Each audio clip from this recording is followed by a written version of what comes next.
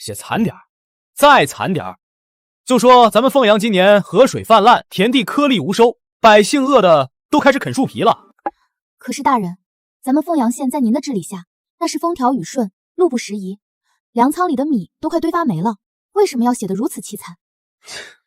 你懂个屁！当今陛下是谁？那是朱重八，疑心病最重的主。胡惟庸、蓝玉这些功臣老朱杀起来，那是眼皮都不眨一下。我要是表现得太能干，最后指不定就成了哪把刀下的鬼。所以您故意将凤阳写得这么惨，是为了藏拙自保？聪明。所以啊，这奏折就得这么写。在老朱手底下当官，就得学会哭穷，越穷越安全。老爷，奏折写完了，那我先拿去上报了。去吧。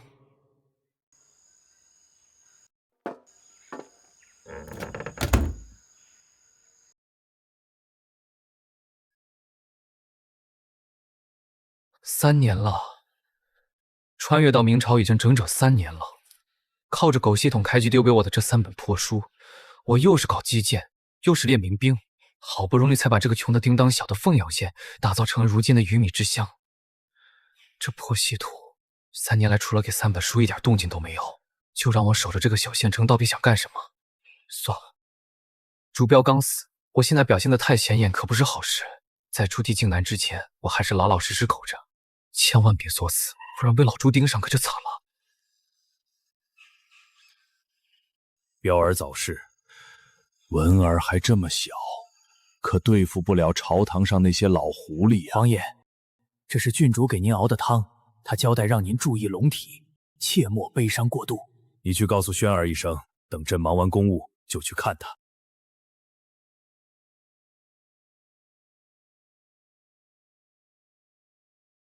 混账东西！时事久控，民不聊生，这凤阳县令是干什么吃的？竟然把朕的祖弟治理成了这副鬼样子！这个宦官，朕要是不把他千刀万剐，就对不起凤阳的父老乡亲和我朱家的列祖列宗。来人，备驾回凤阳祖地。皇爷爷，一个7品县令何至于让您动怒，亲自跑这一趟？咱的祖弟被他搞得乌烟瘴气，要是不亲眼看着他的人头落地，朕这口气咽不下去。这是怎么回事？皇爷爷，怎么了？停车！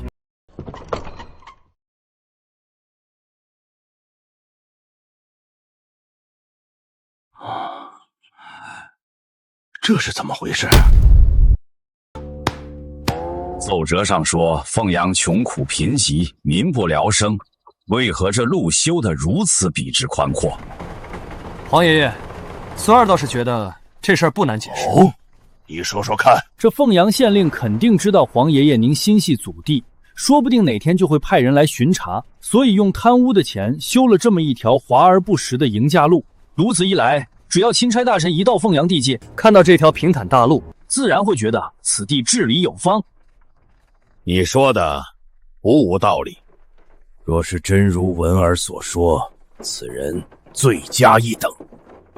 皇爷爷，孙女儿倒觉得这路修得如此精细，似乎不像是只为做表面功夫。凌轩，你就是心善，把人都想得太好了，这贪官的心思深着呢。到了凤阳县内，再去一探究竟吧。老爷，前面有人拦路！什么人敢在官道上拦路？皇爷爷，您看，还没进城就设卡拦路，这凤阳县令简直是无法无天！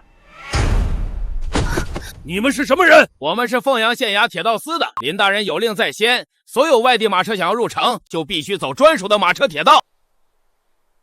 马车铁道，这是什么东西？这可是我们凤阳县独有的东西，而且你们的马车也要换上特制的车轮才行。什么铁道？我看你们是想从我们身上榨取过路费。放屁！为过往马车换特制车轮，乃是林大人的命令，我们还犯不着借这种事情来要钱。换特制车轮却不要钱，这林峰做的倒是不过，你每人需要缴纳100文进城费，否则无法进城。果然如此，还以为你口中的林大人是个好官，到头来还不是巧立名目的贪官。真是开眼了啊！还未进城就先给这县令交了不少钱，看来这林峰在凤阳贪了不少啊！少在这里放屁！若是没有这些进城费，哪里来的这些马车、铁道和免费的特制车轮？你们不懂别乱说，傻逼！说什么？这位大人，这是我们几人的进城钱。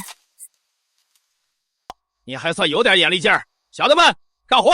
凌轩，你干嘛给钱？爷爷息怒，既然这林峰敢如此光明正大的要钱，我们不如进城看看再说。罢了，这次就听你的。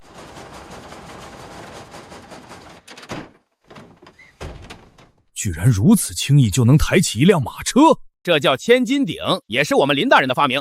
别看它小，能顶起1000斤重物呢。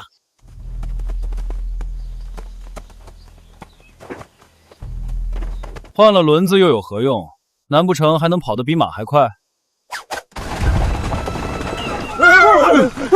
这车怎么跟飞起来一样？好快，恐怕再厉害的宝马也跑不出这般惊人的速度，而且一点都不颠。懂一些奇技淫巧就想借此敛财，当真是胆大妄为。进城之后，咱一定要斩了这林峰的狗头。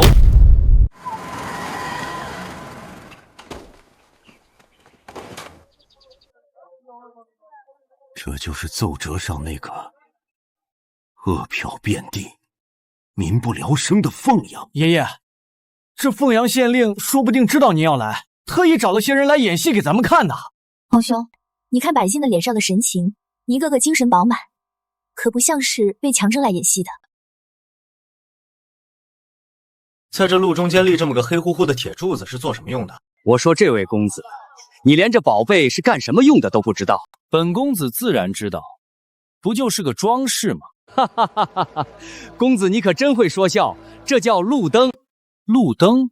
难不成还能自己发光不成？没错，这路灯每当夜幕降临，它自己就会亮起来，到时候整个凤阳县就和白天一样。无火自亮？你当我是3岁孩童吗？这世上哪有？它真的亮了，整个凤阳都……我们林大人说了，这电灯是利用电能发光的，是造福凤阳百姓的民生工程。电竟如此神奇，简直比烛火好用100倍。电这般惊世骇俗的东西，朕为何从未听闻？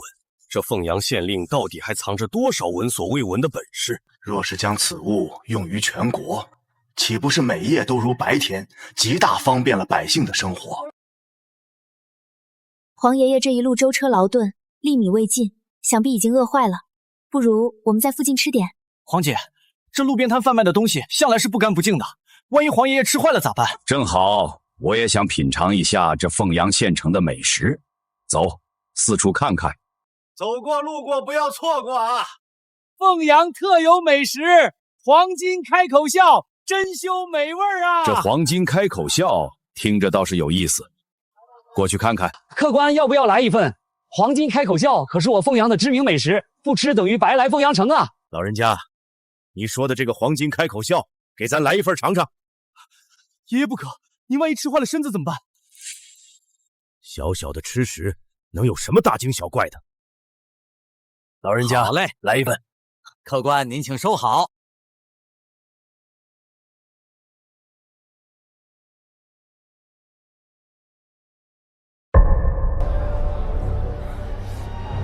大胆刁民，竟敢在食物中下毒！公子冤枉啊！我这小本买卖怎么敢害人啊！住手！爷爷，真是美味啊！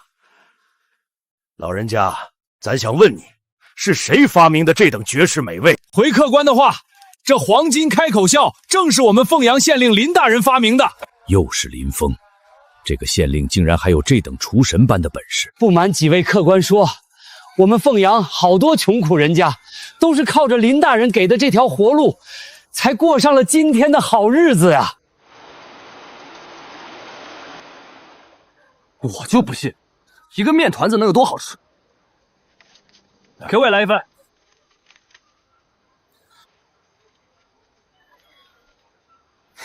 店家，也请给小女子来一份吧。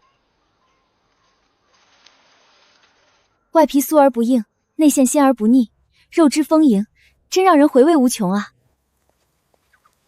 这油饼确实好吃。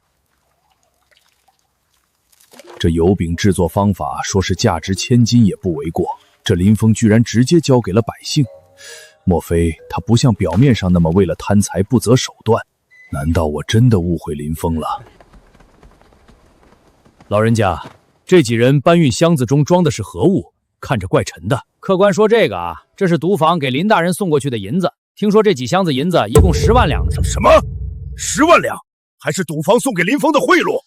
这有啥可意外的？我们林大人不但公开受贿，还买官卖官呢。好啊，一个公开受贿、买官卖官的狗官呐，居然敢如此的放肆！亏我还以为你是个好官，难怪我觉得街上这一切不对劲儿，合着都是林峰找人装出来的啊！客官别激动，你们这是误会我们林大人了。林大人这么做是为了我们好啊！好个屁！我看你们是被这狗官给蒙蔽了双眼，分不清好坏了。凌轩、允文，走，跟我去县衙会这狗官。爷爷，您先别激动，此事有蹊跷。凌轩，你什么意思？难道是我冤枉了这林峰不成？倒也不是爷爷错怪他，只是我们刚来这凤阳城，对这里了解甚少，不如我们在这里多逛逛，再下定断也不迟。也罢，刚好我也想看看这凤阳县城的其他地方，我们就四处走走吧。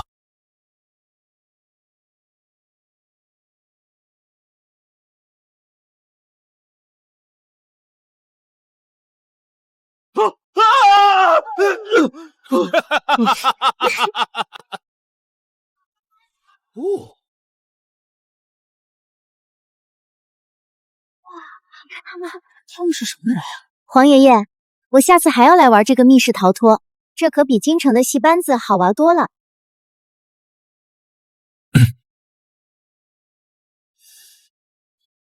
这林峰为凤阳做的事情居然如此之多，可是为何要买官卖官呢？爷爷，我看这凤阳县城的繁华，不过是这狗官人为制造出来的假象罢了。他若真是个好官，方才那摊贩为何会对他公开受贿，见怪不怪？允文说的对，一会儿到了凤阳县衙，我得好好的问问他才行。若是这林峰真的是贪官污吏，这凤阳百姓怎么会对他一致的夸赞呢？爷爷，凌轩觉得这件事倒没有那么简单。凌轩，我看你就是被这狗官营造的表象骗了。这些当官的心眼子比马蜂窝还多。皇兄，此话不能这么说。这林峰，女儿，我的女儿啊！爹，你回去吧，我已经决定好了。张老汉，你看到了吧？不是我们强抢你女儿，是你女儿不愿意跟你。官爷，求您高抬贵手，不要带走我的女儿啊！官爷，您带我走吧。说这事情搞，我反而有些里外不是人了。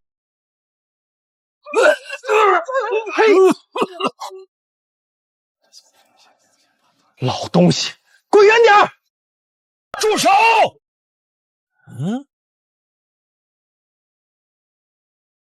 光天化日之下，而身为朝廷公差，竟敢强抢民女，哼！这是我们县衙的规矩，赶紧滚一边去，别耽误我办公。好，好你个林峰，我没有看错，你果然是个纵容下属、鱼肉乡里的狗官。你睁大你的狗眼，看看我们是谁！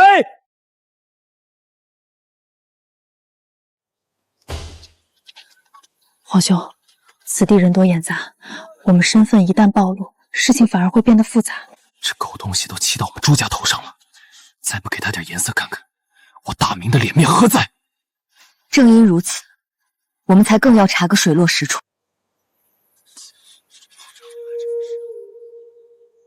差爷，请问这位老人家究竟所犯何事，以至于要将其女儿当街带走？这老东西拿他女儿做底，找我们林大人借了50贯钱，如今他还不上钱，我们大人自然要带走他女儿。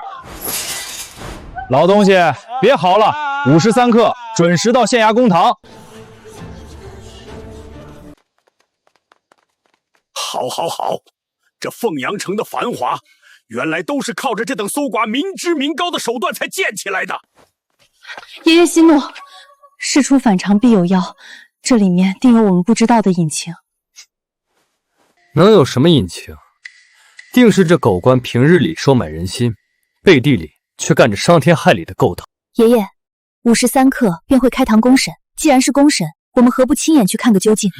凌轩说的对，咱倒要亲眼看看这个林峰到底在搞什么明明堂。要是他真的在祸害百姓，咱今天就要他在这凤阳县衙当场人头落地。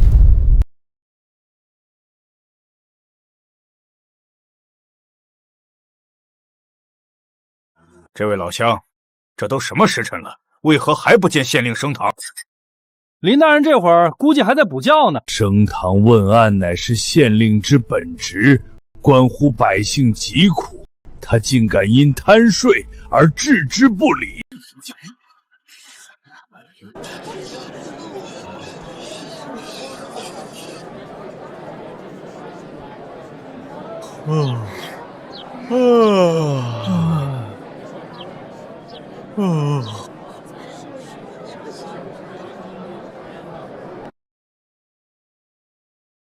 带人犯。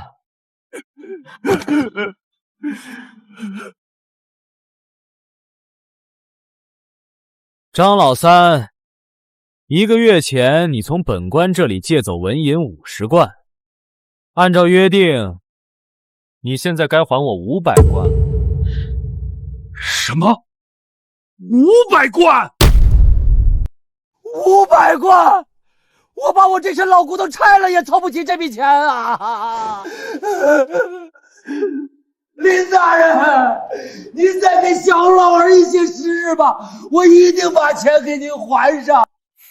张老三，当初你老婆病重缺钱，本官破例借你，高利贷都是和你当面说清的。现在你想当无赖，我看你是想死了。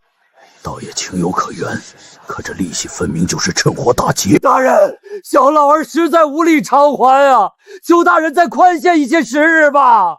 既然没钱，那就用你女儿来抵账。刚好本官也想尝尝这年方28小女子的滋味。来人啊，把这小女子给我抓起来，送到我房中去。待我断案完毕，本官要好好享受一下。官爷，求求您了，放过我女儿吧！爷爷，这狗官简直无法无天，我马上斩了他！皇兄别激动，事情肯定另有隐情。你看着这周围的百姓，对这林峰一点也不怨恨。凌轩，你就别为这狗官说情了。皇兄，我们看完整个断案再下定论也不迟。你们2个把这张老三给我拖出去打一顿，让他长长记性。大人，求求你了！凌轩，这下你看到了吧？他就是个不折不扣的狗官。这狗官当街强抢民女，还无故殴打百姓，把我大明律法当成废纸了吗？本官罚了，结案，退堂。都散了，散了，散了！是。且慢！林峰，你身为凤阳县令，竟敢公然违背大明律法，私设借贷，强抢民女！你将我大明律法置于何地？将朝廷威严置于何地？论罪，你该当斩！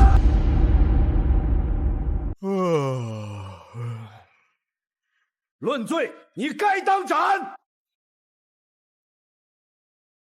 说完了吗？律法是死的，人是活的，这个道理你不懂吗？等你们那套流程走完，那姑娘一辈子都毁了。你在胡言乱语什么？大明律法乃国之基石，岂容你这等昏官在此肆意曲解？今天我话就放这儿，就算是当今皇上朱元璋亲自来了，他女儿我也照收不误。混账！你可知晓站在你面前的究竟是谁？我管你是谁！来人，把这几个家伙给我轰出去！是，大人。放肆！你们可知？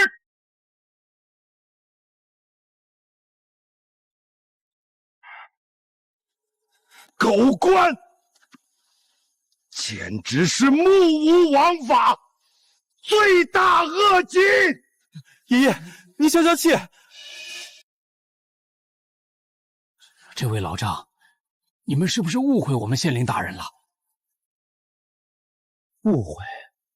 那狗官在公堂之上强抢民女，这还有什么可误会的？林大人他不是那样的人。不用再说了。允文，传令下去，命吏部尚书吴林火速率领禁卫军进驻凤阳，缉拿林峰。今日，咱要这狗官林峰人头落地。是。我说你们几个外地来的，不懂就别在这乱说。你们到底知不知道那张老三干了什么？你们可知道，刚才堂上那个哭天抢地的老汉张老三，是我们凤阳城里出了名的烂赌鬼。不管他干了什么，都不能成为你们强抢民女的借口。没错，就算如此，你们县令设下高利贷，还不上钱就用人家女儿抵债，简直是丧尽天良。放屁！你们都被那张老三骗了。若不是我们林大人将那小芳好心收留，他就要被张老三卖进青楼还债了。还有这等事情？谁知道你是不是在替他开脱？你有证据证明吗？你不信我，可以去问问凤阳的乡亲们，我说的是不是真的？这位官爷说的句句属实，那张老三就是个烂赌鬼，要不是林大人心善，他闺女早就被他推进狼窝了。就算是这样，那县令也不应该违背大明律法。大明律法算个屁！大胆！你竟敢藐视国法！藐视又能怎样？林大人能让我吃饱穿暖，在我眼里，林大人才是最值得尊敬的人。这个林峰视律法如无物，可为何百姓却对他如此维护？难道他真的是一个好官？爷爷，您不必如此忧愁。这位百姓的话虽然粗鄙，但或许也道出了一些实情。哎，凌轩，你怎么也帮着那狗官说话？皇兄此言差矣。这位林大人行事虽不合常理，但其中必有缘由。爷爷，既然您想了解事情的原委，不如我们前去正式拜访一下这位县令，当面会会他。好，就依你所言，咱当面会会他。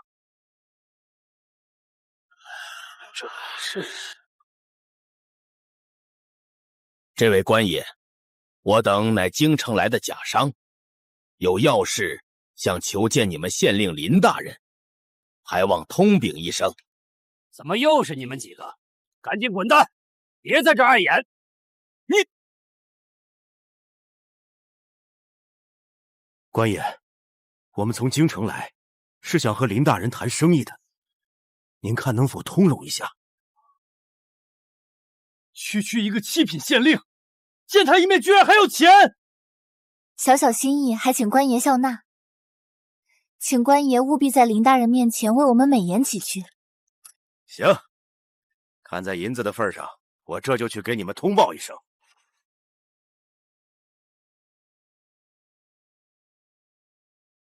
凌轩，你为何要给那狗仗人势的东西钱？皇兄息怒，当下要紧的是见到林峰，为此花点银钱不算什么。凌轩说的对，待会儿见了他，咱要亲口问问他，为何纵容手下如此行径。三位贵客运气不错，我们林大人正好有空，进来吧。好你个林峰，咱倒要看看你这县衙里面究竟是龙潭还是虎穴。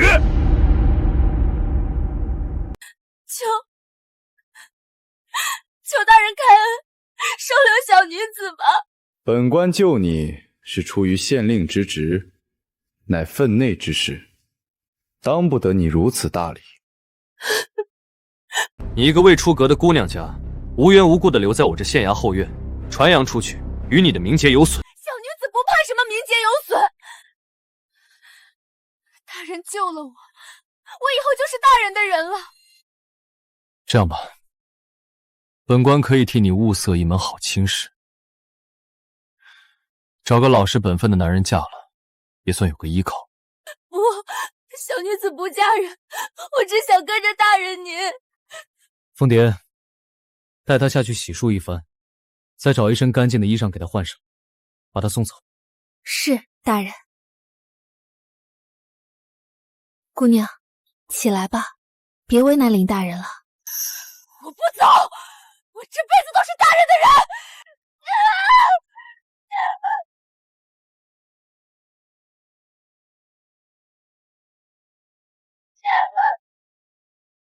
好一个凤阳县令，没想到你竟是如此荒淫无道之徒！几位，此事是个误会。你这狗官，光天化日之下对一个良家少女动手动脚，你还敢说是误会？既然你说是误会，那我倒想问问你，你为何要向这位姑娘的父亲放高利贷，还要强抢民女？请问老先生，一个烂赌鬼为了筹集赌资，要将亲生女儿卖入青楼，此事官府该如何处置？此事与官府何干？被卖入青楼，也只能怪到他自己命不好。为官者不思为民解忧，反而高高在上袖手旁观，那与助纣为虐的帮凶有何区别？少在这里混淆是非！身为县令，你当众强抢民女，还藐视大明律法，私自放贷，按律当斩！老头儿，少拿大明律压我。大明律这种东西，也就糊弄一下朱元璋那种大傻子。放肆！你居然敢侮辱当今圣上！你居然敢打我！你惹我不高兴了，我打你不行吗？一名小小县令居然如此猖狂，你知不知道我是谁？我管你是谁，今天别说是你，就算是他朱元璋来了，我也照打不误。狗官，你居然敢对我大明皇帝不敬！我就是对朱元璋不敬了，你不服你打我啊！狂妄，睁大你的狗眼好好看看！林大人才没有强迫我，是我自愿的。姑娘，我知道你是迫于淫威，放心，我一定会替。你们脑子是不是有问题啊？我都说了，是我想留在大人身边服侍他。你，爷，我就说吧，林县令不是这样的人。凤蝶，你先带小芳下去休息。是。现在你们该相信了吧？即便如此，你肯定也没安什么好心。哼，蠢货！林大人，赌坊的王老板听说您这儿有贵客，特地送来一份贺礼。抬进来吧。纹银1000两，数目分毫不差。好你个林峰！前脚刚逼迫良家少女就范，后脚就公然收受赌坊的黑钱。我两州通吃怎么了？有问题吗？你身为朝廷命官，收受赌方贿赂，还敢说没问题？你把大明律法当成什么了？我替赌坊解决了天大的麻烦，让他们免于血光之灾。这钱是我应得的报酬。你应得的？我看就是官匪勾结，沆瀣一气。看来今天咱不戳破这层窗户纸是不行了。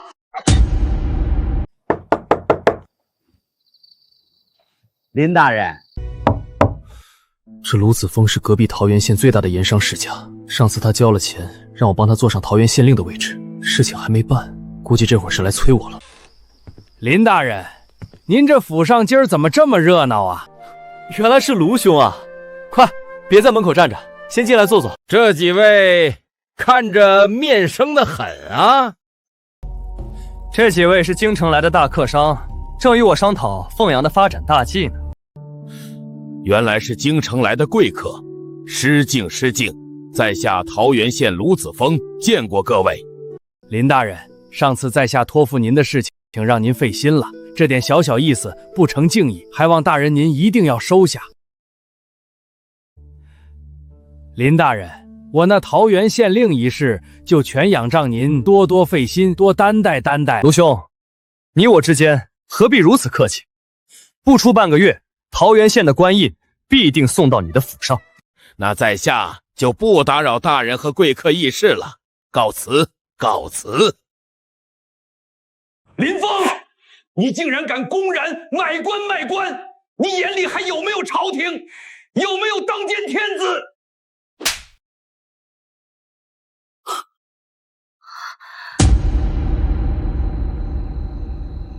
本县令买官卖官，跟你一个糟老头子有什么关系？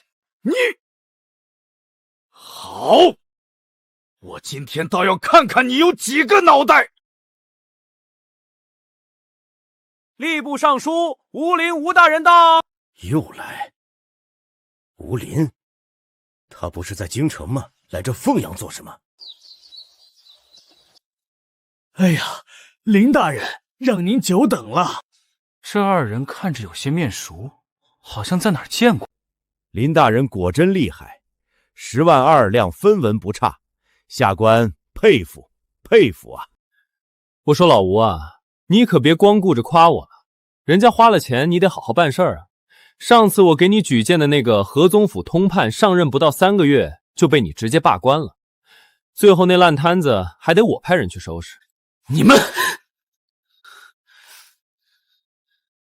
居然还敢私下串通买官卖官，真是好大的胆子！林大人，我也不想罢他的官呀，是那小子自己将把柄落给了他的竞争对手，人家一封密折捅到了奉天殿，圣上亲自批示拿他开刀。我要是不立刻罢了他，他现在坟头草都快2米高了。又是老朱这个傻逼！我看这大明朝的问题都出在老朱身上，自己出身低微，整天疑神疑鬼，今天杀这个，明天砍那个，搞得朝堂上下人人自危，官员们谁还敢放开手脚干事？一派胡言！当今圣上宵衣干食，励精图治，到了你们这些贪官污吏的狗嘴里，怎么反倒成了圣上的问题了？就是因为老朱严打3-5，搞得太过火，才让官员们没办法放开手去干的。林大人所言极是，圣上出身草莽，对咱们这些读书人出身的官员一股子不信任。这俸禄定的京官糊口都够呛，更别说我们这些地方官，迎来送往哪样不花钱？没错，我们不从这些富商身上想想办法，光靠大明那点微薄的俸禄，能不饿死就不错了，还谈什么为民办事？放屁！如果没有当今圣上严打贪官污吏，靠着你们还能过上好日子？你才放屁！卢公子能力超群，饱读诗书，对商道经济的理解远超朝堂上那些腐猪。我让他去做桃园县令，不但能让桃园县内的百姓安居乐业，还能利用他的商业头脑和人脉盘活当地经济，税收翻个几砖都是轻而易举。反观那些所谓的清流，有哪一个不是想着的法子剥削百姓，增加苛捐杂税来为自己博取政绩？他们除了会写篇锦绣文章歌功颂德，还会做什么？你说这2种人到底谁才是真正的人才，谁才是祸国殃民的蠹虫？哎呀，林大人说的太对了，这朱元璋啊，他就是眼睛长屁股上了，根本分不清好赖人。吴林，你本事不小啊！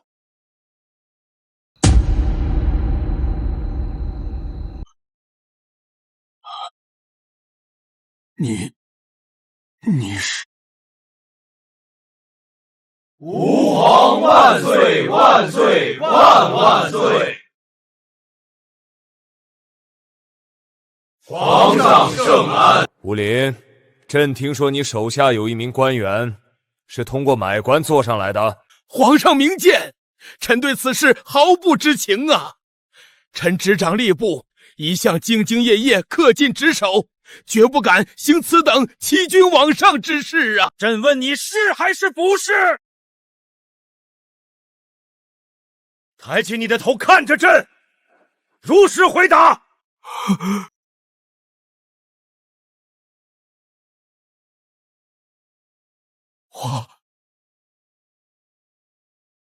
吴大人，有我在，不要慌。老头子，你们这些吃皇粮的不服是吧？今天我就把话撂这儿了，事儿该怎么办就怎么办，这是我凤阳县的规矩，哪怕皇帝老子来了，我也不会改。林大人，慎言，咱们今天不提圣上这事儿了，算我求您了，行不行？怕什么？就算是朱元璋本人亲自站在这里，这些话我也照说不误。你这个小王八蛋，嚣张跋扈，无法无天！老子今天就先宰了你！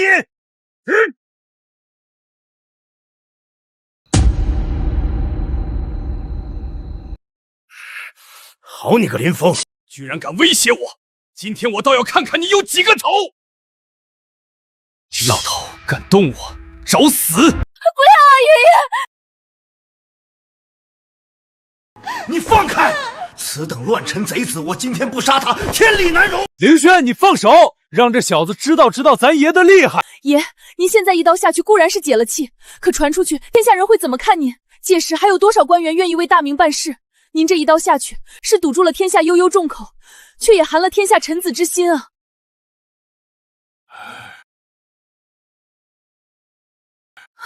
林大人恕罪，我们一家子吃的都是皇粮，家祖父一生最是记着皇上的恩情，所以听不得半句对圣上的不敬之言，这才一时冲动对您多有冒犯，还望林大人海涵。3日后，我们一定会备上厚礼，登门赔偿林大人。林大人，不好了，出大事了！大人，天一亮，他们就要处决风毒兵了。动作还真快，看来今晚这县衙是注定不能太平了。赔偿可以，看在美女你的面子上，今天这事儿就这么算了。不过你们几个暂时还不能走。来人啊！把这3位贵客带到后院厢房，好生招待。没有我的命令，不许他们踏出后院半步。你敢软禁我们？林大人既然有此安排，想必有您的道理，那我们就听从便是。看到没？你们2个大老爷们加起来都比不过人家小姑娘。爷，孙女自有打算，这次您听我的。也罢，就听你这丫头的。林大人，我家中尚有急事，先行告退，您自求多福吧。区一个皇商而已，至于害怕成这样吗？爷爷，您今天劳累了一天，喝杯凉茶降降火气吧。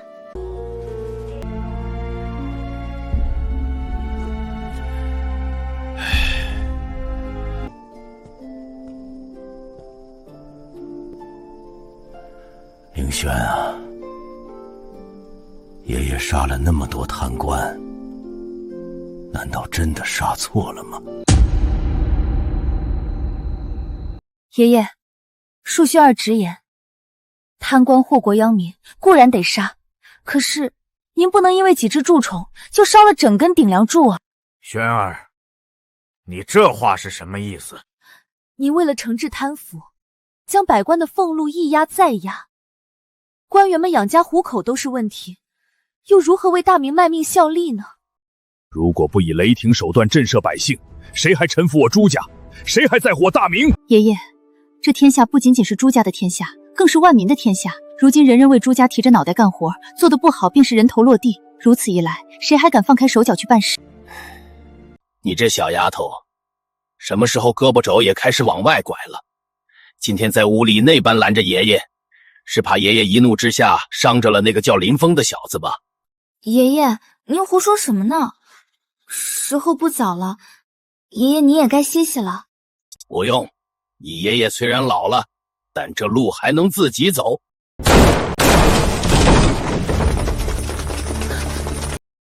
说，那狗日的林峰在哪儿？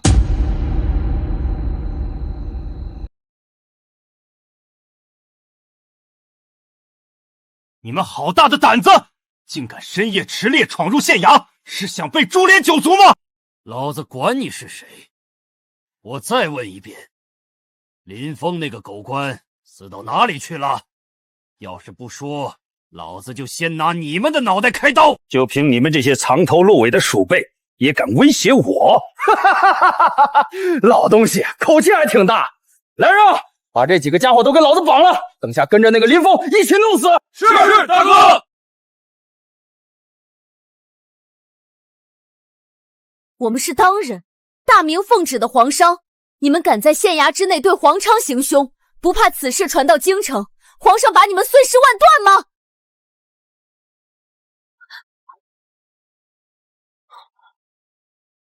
这里是凤阳，他朱元璋的手再长，也伸不到我们青蓬山来。有本事你让他亲自过来找老子问罪啊！哼！老大，我看他细皮嫩肉的，比县里青楼的头牌还正点，小的这就给您绑回去，给老大您做个压寨夫人。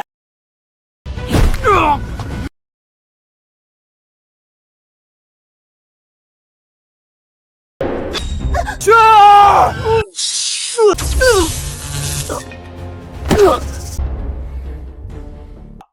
这是怎么回事？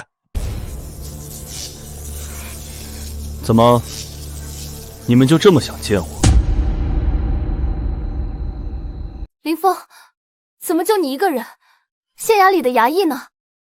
对付这群废物，我一个人足够了。林峰，就凭你手上那根烂棍子，还想对付我这么多兄弟？哼！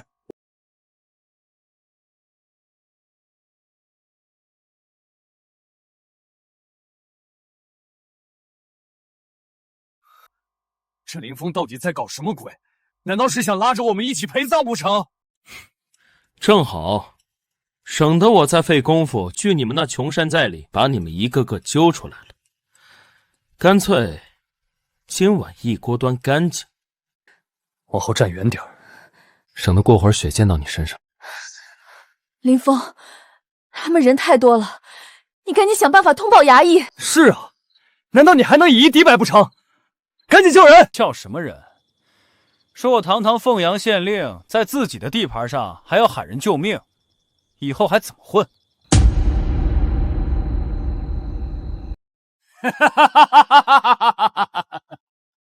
林峰，我知道你有点本事，但是老子今天带了100多号兄弟，你拿再厉害的武器也打不过。小子们，给老子上！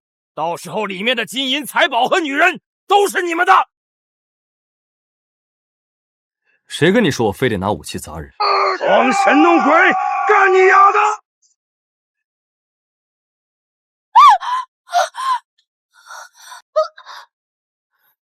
原来你这么胆小啊！少嘴皮，还不赶紧扶我起来！我去，一击毙命！那是火铳？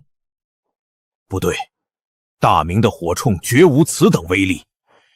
林峰到底是从哪儿搞来的这些东西？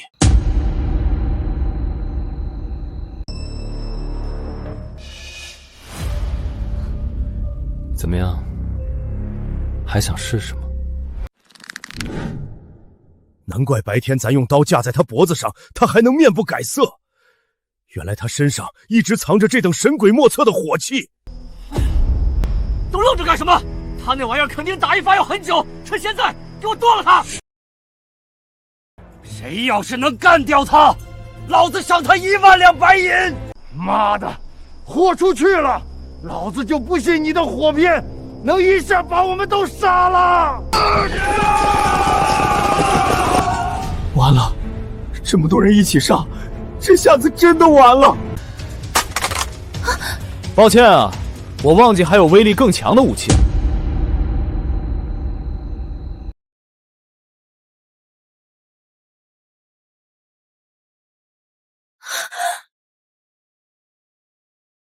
这是什么火器？声音这么大！几十个悍匪转瞬间竟被屠戮殆尽，此物若用于战场，何愁天下不定？这林峰到底是什么人？接下来该轮到你了。老子告诉你，院子外面还有我100名弟兄，你杀了我，我那些弟兄一样不会放过你的。你这么为你的弟兄们着想，为什么不亲自下去陪陪他们呢？林峰，你他妈别逼我，大不了跟你斗个鱼死网破。跟我鱼死网破？你有这个资格吗？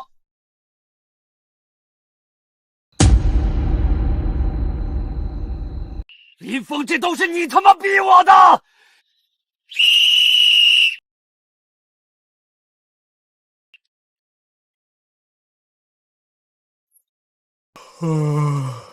别吹了，你那些弟兄在院外打呼噜都听不见。你放屁！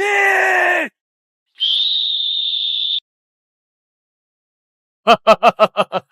他们来了，林峰，你的死期到了！弟兄们，还等什么？把林峰这个狗官给我拿下，剁成肉酱！哼！你们疯了吗？你们抓我干什么？快去杀林峰啊！林大人，按您的吩咐，潜伏在城内的100名匪徒已被凤阳护卫队全数拿下，无一漏网。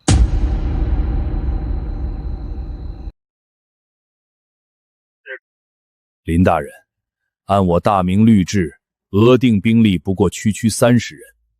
你这支100人队伍是从何而来？又是如何能在不惊动上级官府的情况下，将上百名悍匪一网打尽的？我县衙的卫所的确只有不足30人，不过，如果我卫所的每一个人手里都有这东西呢？林峰，你这个混蛋，你早就知道今晚有匪徒会来，对不对？是又如何？既然早有准备，为何不提前告诉我们？你这是在拿我们当诱饵？不然呢？如果你们不在县衙，这帮在城里潜伏了数日的家伙，又怎么会主动跳出来？你知不知道我妹妹她差一点就让那帮畜生得手了？有我在，自然不会让美人受到半点伤害。张龙，把这些俘虏都押入县衙大牢，严加审讯。我要知道他们清凤山老巢的所有情况，等明天出征剿匪。什么？剿匪？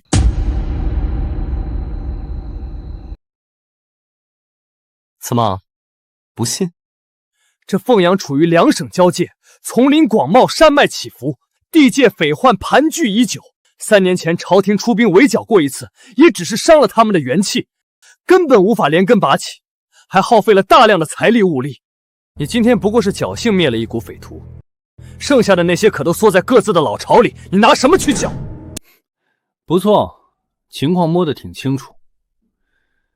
不过吧，我明天带5个人就可以将剩下的土匪全部剿灭。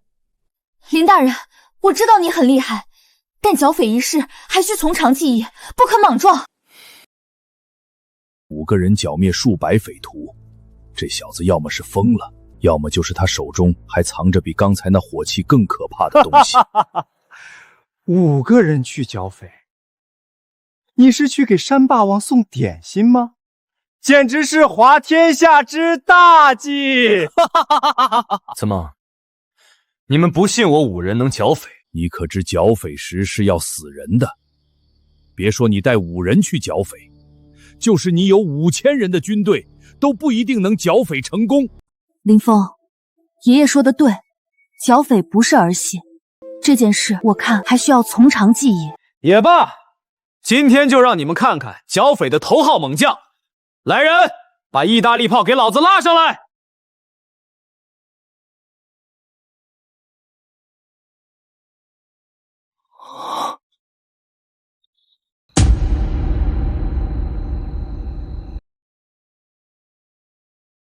这小子葫芦里到底卖的什么药？5人对数百悍匪，古往今来闻所未闻。爷爷不必担心，孙儿已经接到密报，吴林大人调集了南直隶卫所的5000精兵，已经于1个时辰前在30里外的破风口集结完毕。只要我们这边稍有变动，一声令下，大军便可即刻杀到。这林峰最好真有什么通天本事，否则咱们正好借剿匪之名，将他这乱臣贼子一并铲除。老朱，前面那处山坳就是清风山的匪寨了。林大人，天色将晚，依我看，你应立即派2名机灵的弟兄，趁着夜色摸上山去探明寨内虚实。待到3更时分，人困马乏之际，我们再行突袭。只要拿下了匪首，余下的乌合之众不足为惧。爷爷说的是知己知彼，百战不殆。林峰，你可别莽撞行事。剿个匪而已，还用得着这么麻烦吗？麻烦。林峰，你把打仗当成什么了？不这么做，你还想怎么打？就凭我们这几个人，大摇大摆的走上去送死吗？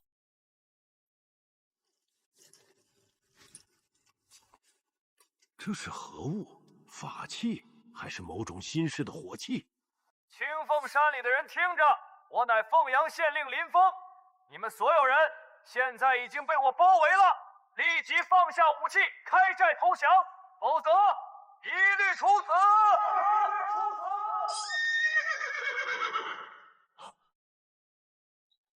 这是什么妖术？千里传音。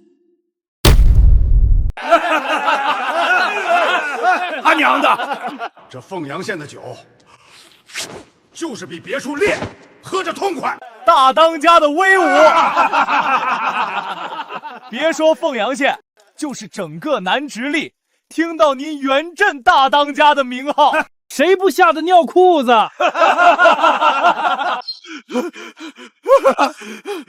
大当家的，不好了，不好了！慌什么慌？天塌下来了不成？给老子说清楚，什么事儿？山下来人了，是凤阳县的官兵，他们让我们开寨投降，不然就要把我们全都处死。凤阳县那帮软脚虾，他们敢来咱们青凤山，还让我们投降？有点意思。他们来了多少人马？是不是南直隶的卫所都出动了？回大当家的，小的仔细看了，马车2辆，骑马的好像就9个人。9个人呀！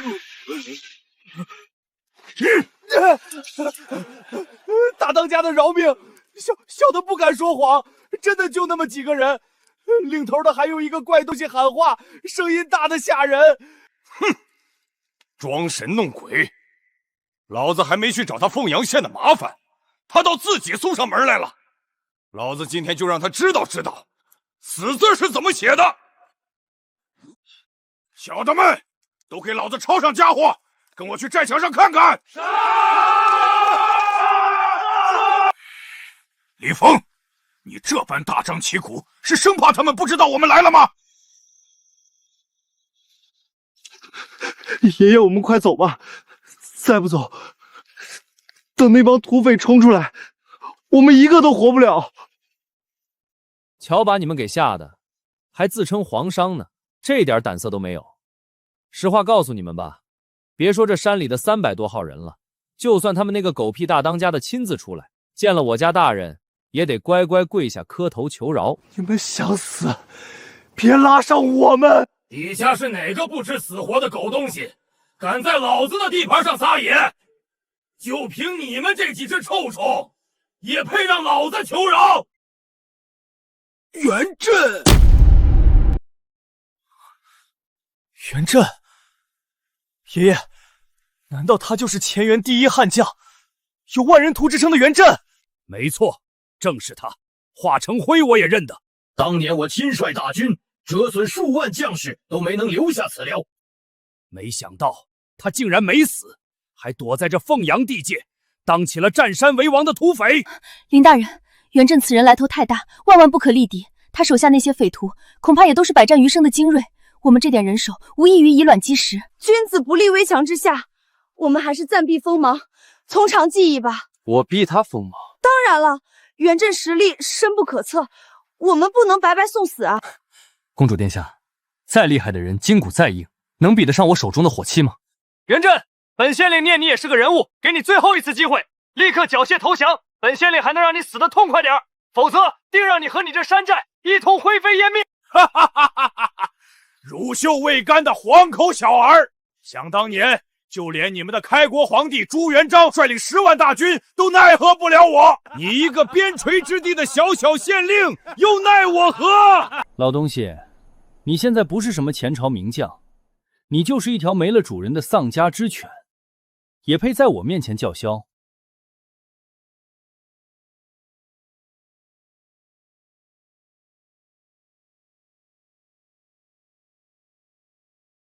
什么狗屁龙旗，垃圾！你该死！你一个前朝的败将，一条苟延残喘的丧家之犬，也敢在本县令面前摇唇鼓舌？说实话，我见过的前朝余孽也不少，也都挺有骨气的。但你除了像疯狗一样乱吠，你还会什么？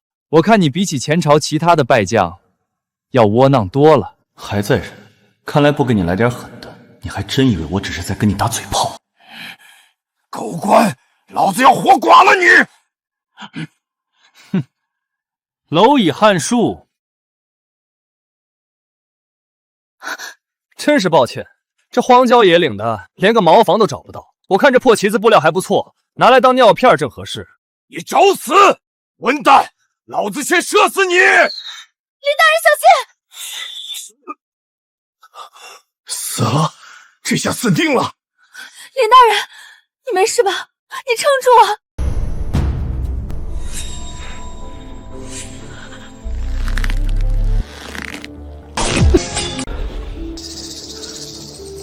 美女，你也太关心我了吧？不过，好歹让我提上裤子，你再过来啊！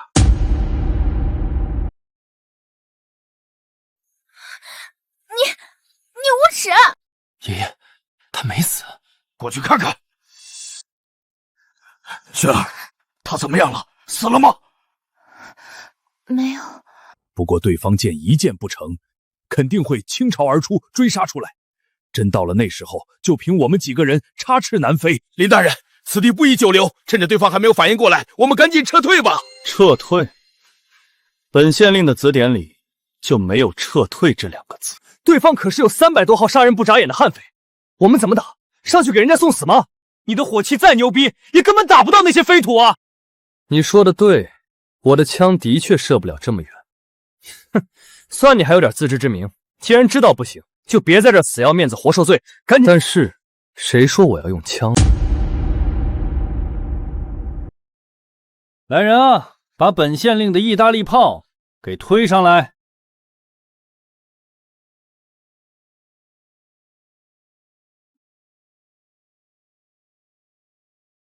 林大人，大炮已就位，随时可以开火。林峰，就凭这个破玩意儿也想吓唬老子？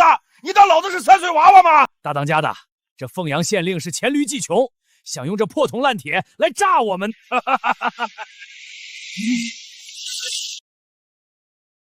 老子现在给你最后一个机会，爬过来把老子这双靴子舔干净了，老子还能给你留个全尸。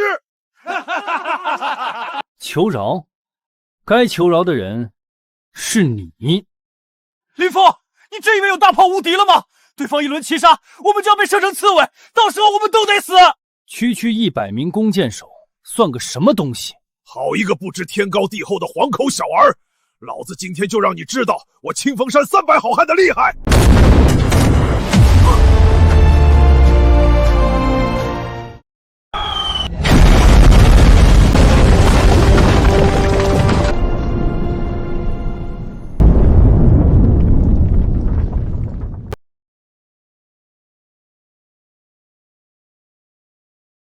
这是什么妖法？威力居然如此之大！这个林峰究竟还藏着多少咱不知道的秘密？这林峰有如此强大的火气，竟敢不上报朝廷，他眼里还有没有王法？还有没有我朱家天下？搞定，收工，你们也快点回去吧。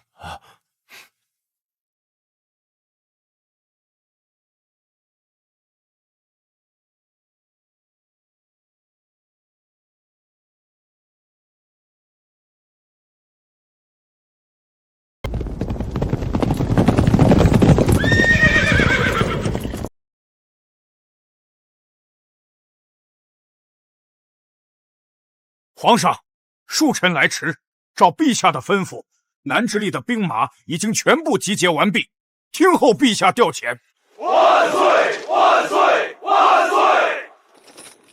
奉朕的旨意，所有人即刻开赴凤阳，捉拿县令林峰。爷爷，您为什么要捉拿他？妹妹，此等逆贼，私藏如此毁天灭地的神器，却秘而不宣，这与谋反何异？够了！凌轩，他林峰在富阳做的那些事儿，咱都可以睁一只眼闭一只眼。但是他私造火器，还不上报朝廷，是何居心？这等神器，一炮便可轰平一座坚城。他藏在手里，是想在这凤阳自立为王吗？国之重器，岂容私人染指？我绝不容许任何人动摇咱大明的根基。爷爷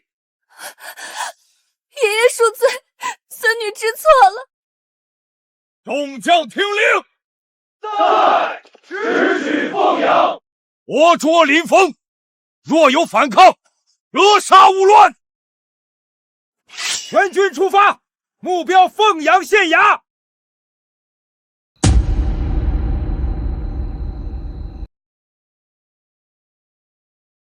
林峰，你犯了滔天大罪，还不赶紧乖乖的束手就擒！老张，看这排场，想来你们根本不是什么从应天府来的皇商，而是应天府的皇亲贵胄吧？哼，林峰，事到如今，你既然认出了咱的身份，见到大明皇帝，为何还不下跪？果然，这老头就是老朱，这狗东西，居然微服私访，跑到我这凤阳来钓鱼执法了。老哥，哦不，陛下，您这微服私访可是把臣瞒得好苦啊。不过，臣斗胆问一句，臣究竟是犯了什么十恶不赦的大罪，竟劳烦陛下如此兴师动众，调动大军来拿我？死到临头了，你竟然还在狡辩！林峰，你身为一县之尊，却贪赃枉法，公然与商贩勾结，买官卖官，你更是仗势欺人，强抢民女入府。最不可饶恕的是，你竟敢私藏威力巨大的火器，意图谋反，你可认罪？允言退下。林峰，暂且问你，这几项欺君妄上、祸国殃民的罪名，你到底知不知罪？陛下明鉴，臣收那卢子峰的钱是为了拿来建设凤阳，强抢民女。臣是救人于水火，何来强抢一说？这两条罪名，恕臣不能认。那咱问你，这火器你作何解释？你私自打造这等利器，不上报兵部，不是想造反是什么？陛下，这东西之所以没上报，是因为它目前还极不稳定，经常炸膛伤人。臣本想着等彻底测试稳定、改良完善以后再上报给朝廷，给陛下一个惊喜。你胡说八道！刚才在清凤山，你那火器杀人如麻，哪里有半点不稳定的样子？不稳定？那咱再问你，那个能一炮轰饼平座山寨的意大利炮又是什么东西？陛下，臣这意大利炮纯粹是为了对付那帮穷凶极恶的山贼专门研发的，而且造价极其昂贵，工艺复杂，根本没有批量生产的能力。好个伶牙俐齿的林峰，你小子在咱面前嘴里没一句老实话。武林，臣在。将这个狂妄忤逆、私造军器的狗官给咱打入死牢，明日午时升堂会诊。遵旨。来人，拿下！你们放开我，别乱动！哈哈哈哈！陛下既然要审，那臣明日就在公堂之上好好给陛下算算这笔账。只希望陛下到时候千万别后悔抓了臣。死鸭子嘴硬，把他压下去！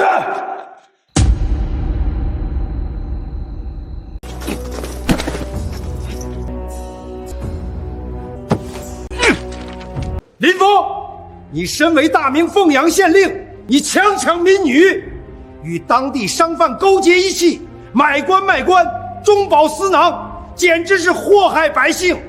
这桩桩件件，你可知罪？臣不知罪。大胆狂徒，死到临头还敢嘴硬！你的所作所为，强行放高利贷，当街撕扯良家妇女的衣物，收受盐商10万两白银，这些全都是我们亲眼所见。你当我们眼睛是瞎的吗？你们的眼睛瞎不瞎我不知道，但我知道你们挺会装的。你可以说我冲撞圣威，对当今圣上不敬，但这也是你们爷孙几个隐瞒身份、微服私访在先，不知者不罪，我何错之有？你强词夺理！另外，你可以说我是个贪官，说我爱财如命，但你绝对不能说我祸害百姓。我林峰在凤阳这3年，凤阳百姓家家户户吃得饱穿得暖，路不拾遗夜不闭户，我祸害谁了？林峰，你既然敢说你没有祸害百姓，那你大肆收受商贩银两，买卖官爵，到底是何目的？还有，你私造那威力巨大的火器，拒不上报朝廷，又是什么目的？我收商贩银两，帮他们办事，也是按照大明内部的规矩办事。放肆！咱大明选拔官员，历来是靠着科举考试，优中选优，何时需要靠银两来办事了？我收那些商人的银两，不全是为了应付你们京城里上面的这些高官吗？像我们这种底层出身的人，就算有天大的真才实学，如果不去讨好你们上面那些千丝万缕的关系，不给他们送银子打点，哪有可能当得上官？我若不贪，我这凤阳县令的位子早就被人顶了。我拿他们的钱用来建设凤阳，我问心无愧。哼，好一个问心无愧。官场之事暂且不提，那你私造火器拒不上报，又是为何？你眼里还有没有朝廷？还不明白吗？若是我将那火器的制造方法告诉了你们朝廷，你们那些工部的大人们只会高高在上的对我指手画脚，他们会变本加厉的要求我改良改造，提供更多的图纸和材料。最后呢，研制失败的风险和所有的开销利润，全都要我凤阳县自己来承担。这种吃力不讨好的事，我凭什么要做？一派胡言，竟然敢跟朝廷讨价还价，你这就是想谋反！我眼里只有凤阳的百姓。好一个眼里只有百姓的狂徒！既然你觉得朝廷亏欠了你，既然你如此目无君父，那咱今天就成全你的忠义。来人啊，将林峰这个逆贼给咱押下去，打入死牢。明日午时，午门问斩。臣遵旨。爷爷，不可啊！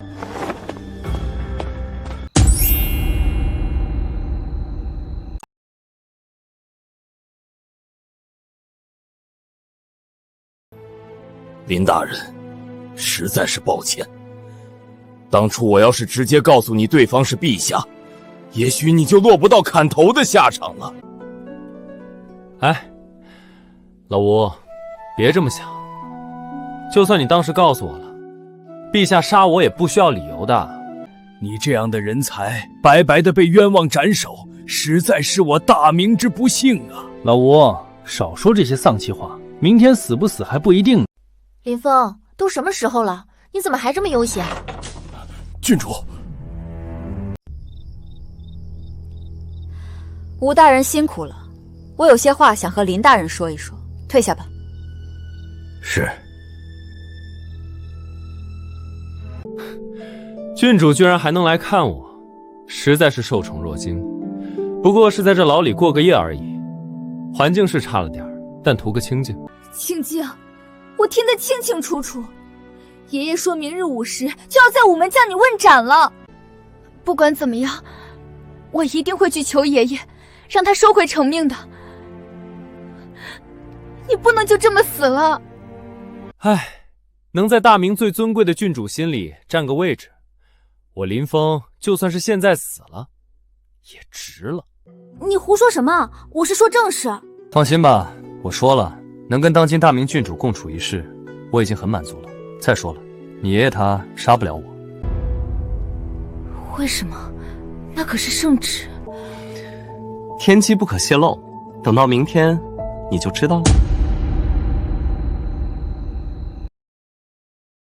午时已到，林峰，事到如今，你还有什么遗言可说？我没什么可说的，人生自古谁无死，早死晚死都得死，要砍便砍，别耽误了时辰。爷爷，跟这种家伙废什么话？直接将他斩了算了，以正国法。奇怪，这小子怎么一点都不怕？皇上，草民有话要说。准奏，只要你肯认罪，咱或许可以。老朱，别的话我也不多说了。我看上你家孙女了，你要是答应把你孙女许配给我，跟着我林峰过日子，我立刻就把那意大利炮和 AK-46的制造全套方案双手奉上。林峰，你这个逆贼，死到临头还敢调戏皇室，找死！你要是不愿意，那我也没什么好说的了，动手吧，别磨蹭了。好，那我今日就成全你。来人啊，给我砍了他！斩！刀下留人！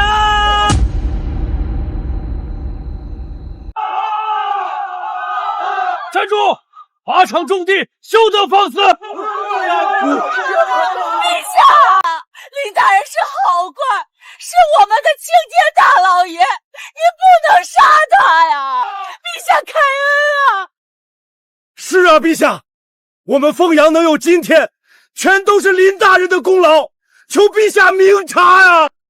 他林峰强抢民女，勾结商贩，买官卖官，桩桩件件都是死罪。这样的狗官，你们竟然还为他求情？陛下，您冤枉林大人了。林大人来我们凤阳这3年，我们才真正过上了人的日子啊！皇上，要不您还是先让他们都散了吧，这闹哄哄的，多耽误您行刑啊！林峰，你以为花钱请了这么多托，在这里上演一出万民请命的好戏，皇爷爷就会信你？皇太孙殿下说笑了，这可是欺君之罪，满门抄斩的大罪，谁敢为了点银子来送死？莫非在殿下眼里，我凤阳的百姓都跟我一样头铁，不怕死？你休要巧言令色！众位乡亲，都给咱站起来！你们若是有什么冤屈，都给咱一五一十的讲出来。今天咱给你们做主。陛下，我们没有冤屈，林大人是天底下最好的官，求陛下明察秋毫，千万不能听信小人的谗言，错杀了为国为民的好官啊！皇爷爷，请您息怒。皇爷爷，您常教导孙儿，水能载舟，亦能覆舟。如今民心所向，必有其缘由，请皇爷爷三思，给林峰一个自辩的机会吧。好，林峰，我今天就给你一个解释的机会。咱就先问你第一条，你为何要勾结朝廷官员，私下买官卖官？又为何与那赌坊同流合污，从中牟利？哼，老朱，朝廷每年拨给凤阳的官银只有500两，可这500两连找个人给你家祖坟拔草都不够。你在这金銮殿里坐着，大手一挥要国泰民安，可你知道要把凤阳建成现在这副路不拾遗、夜不闭房的模样，需要征调多少工人，需要耗费多少钱粮？你这纯粹是强词夺理，缺钱就能罔顾国法，买官卖官。老朱，你脑筋怎么就转不过弯呢？我不搞钱，这满城百姓喝西北风啊！别杀我！林大人救命！放开他！这是我县衙的主簿。老苏，把咱凤阳县的底子给皇上报一报，告诉他，咱县衙现在雇了多少工人干活。回皇上，凤阳县内外各处营建，外加修路、开矿、建厂，统共录用做工百姓37400余人。胡说八道！区区一个凤阳县，常住人口不过数万，哪来3万多工人？草民不敢，这3万多人大多不是凤阳本地人。那是何人？是洪武23年河南水灾逃荒过来的流民，林大人全给收编了，让他们在凤阳做工换饭吃。3万多张嘴，每天光吃粮食就是一座山。我不去坑那些有钱的盐商，不去扒那些赌坊老板的皮，我拿什么养活这3万多流民？拿你那500两官银，还是拿大明律例给他们画饼充饥？把你怀里那几本账册给他看看。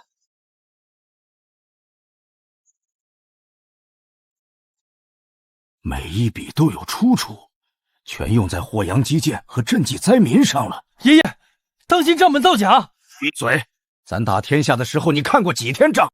这账目来龙去脉严丝合缝，谁能凭空造出这等规模的假账？爷爷，轩儿早说过，林大人绝非大奸大恶之人。打住啊，美女，别给我戴高帽！等等，这账面上有一笔巨大开销，你给咱解释解释。洪武24年，拨白银8万两建武严司，这武严司是个什么衙门？武严司听名字就是研造兵器的地方。林峰，你私造兵器，意图谋反！林峰，你倒是给我解释解释。武严司是改造火器的地方。改造火器？你区一个县令，耗费8万两去改造火器，你想干什么？想干什么？为了保护我辛苦建起来的凤阳城呗。强词夺理！凤阳地处内陆，既无边患，又无流寇，你要火器保护什么？分明是想拥兵自重。既无边患，又无流寇。小皇孙，你真该出宫去民间走走了，脑子里装的都是水吗？你敢辱骂我？老朱，你觉得朝廷的火器天下无敌，还是觉得大明江山固若金汤？咱的大明军队横扫漠北，火器历历，难道有假？看来你也被下面那些报喜不报忧的混蛋蒙蔽了。你问我为什么要自己造火器，这事儿还得从我刚到凤阳县上任那年说起。那是洪武22年，我刚踏进这凤阳县衙的大。洪武22年，我考中2甲进士，满心抱负来到这凤阳县上任，结果推开县衙大门，满院子杂草长得比人都高。堂堂大明祖地，连个像样的名媛谷都敲不响，骨皮早被老鼠啃烂了。我上任第1天，因为发不出俸禄，衙役就跑了一大半，满口胡言。朝廷自有定例，岂会短了地方俸禄？定例？你去问问户部，哪年没结了地方粮款？不过这还是小事。洪武23年，河南发大水，黄河决堤，朝廷的赈灾粮迟迟不到，流民饿得一子而驰，几十万人像蝗虫一样往南跑。这些灾民逃难到凤阳，凤阳城外一夜之间冒出10几个山头，全是笑聚山林的土匪盗贼。他们抢劫商客，下山打秋风。最猖狂的时候，几千人围着凤阳城门叫骂。竟有这等事？那林大人是如何守住县城的？守不住的。我曾带着衙役天县里临时招募的青壮出城剿匪，却被打得跟孙子一样。废物！堂堂朝廷命官，连几股流寇都对付不了。小皇孙，那帮土匪手里拿的是精铁环手刀，全套的皮甲。再看看我手底下的人，拿的是生锈的杀猪刀，削尖的竹竿，这仗怎么打？胡说！大明军器管控极严，这等精良军械，土匪从何得来？这你得去问问兵部和工部那些大老爷们了。黑市上只要银子给够，大将军炮他们都敢按斤卖。就算如此，凤阳本地驻有卫所，你为何不去卫所调兵平叛？去卫所调兵？别逗我笑了！你笑什么？难道卫所敢见死不救？我给千户大人磕了头，我连夜骑马赶到凤阳卫，跪在千户大人的营帐前求他发兵。结果他说，卫所兵马只受兵部和都督府节制，地方官无权调动，市级从权，这是死规矩。没用的。千户大人后来给我交了底，发兵可以，拔营起寨需要开驳费，1个人头10两银子，1000人就是1万两。我一个穷的连裤裆都破洞的县姓，上哪儿给他弄1万两白银？老朱，我不造火器，难道等死吗？强词夺理！就算你研制火器是为了自保，那你造出来之后藏匿不报，私自囤积，这不是想造反是什么？这些火器我制造使用的时都要万分小心，一旦疏忽就是命丧当场。若是他人没我指导，伤亡率高达90%，你让我怎么上交？火器研发，安全确是首位，你这番考量倒算周全。火器的事儿，咱暂且算你过关。但咱进城时看到城东乌烟瘴气，大片土地不种粮食，全盖成了厂房。这里写的凤阳第1钢铁厂、大明皇家肥皂厂、盛世纺织厂，有这闲钱，为何不给百姓多买几亩良田？3万多辽民，再多的良田也没用。那也该设法赈济。你弄这些厂子，岂不是不务正业？老朱啊，开仓放粮，等到了灾民碗里，那就只剩下清水了。难道你建几个厂子就能救活3万人？对，这就是我要教你的4个字：以工代赈。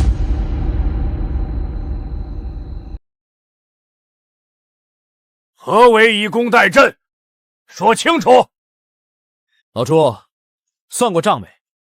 朝廷发10万担赈灾粮，从户部出门过州府下州县，一层层剥皮抽筋，到灾民碗里剩几粒米。灾民吃不饱就要闹事，你派兵镇压呀，又要花钱，这是个无底洞。可要是让他们干活呢？干活？进我的钢铁厂打铁，进纺织厂织布，只要出把力气，就有热乎饭吃，按月拿工钱。人忙起来有盼头，谁还去造反？他们造出来的钢铁、布匹、肥皂，我全盘高价卖给江南富商，赚回来的银子再去湖广买平价粮，消灭暴乱，养家糊口，创造税收，一举三得。你这些厂房能吃下多少流民？5000人。好，能平5000流民，足为振兴。老朱，格局小了，是5万。哦不，居然敢说5万人！凤阳总共才多少人口？闭嘴！君无戏言。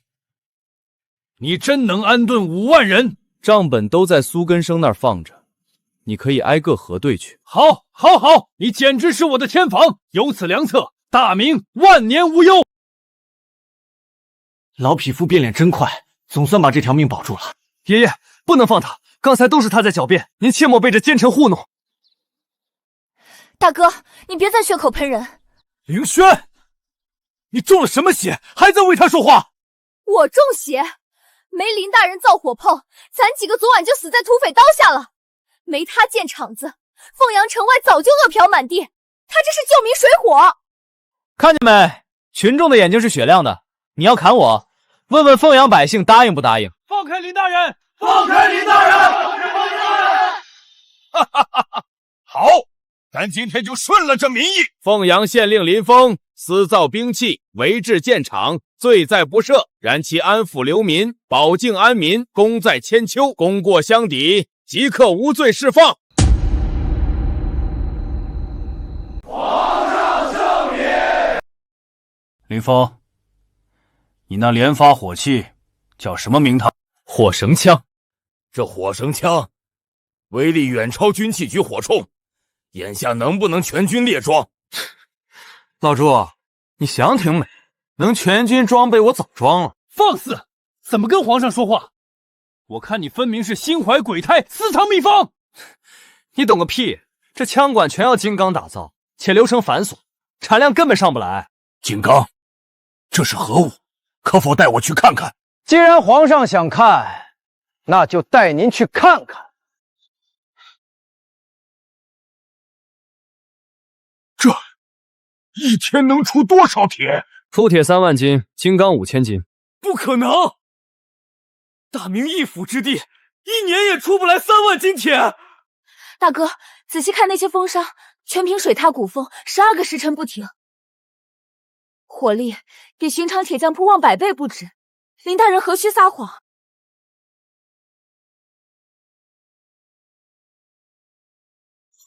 好钢！若用这等金刚打造大明制式刀剑，对上瓦剌重骑，岂不全当切瓜砍菜？这钢打刀剑韧性根本不够，对砍几下必折。真要打百兰钢刀，得砸10倍成倍银子，耗费巨大人力。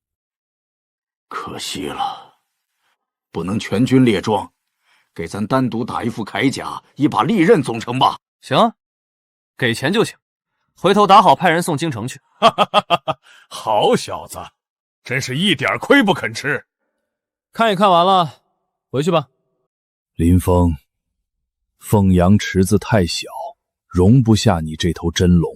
老朱，少来这套，有话直说。跟咱回京城，只要你把以工代赈、建厂生钱法子推行天下，大明朝堂你横着走。爷爷，他一个7品县令，连跳5级1步登天，朝野文武，朝野王如何服众？我给的官，谁敢不服？不服，让他来找我。林大人，京城广阔，定能大展回图。这是千载难逢机缘。去京城可以，不过眼下不行。为何？难道咱这2品大员还委屈了你？凤阳这烂摊子还没彻底收尾，等我把凤阳的事处理干净，厂子步入正轨，再去京城找你也不迟。哈哈哈哈哈哈！好，是个懂担当好官，做事有始有终。我在京城等你。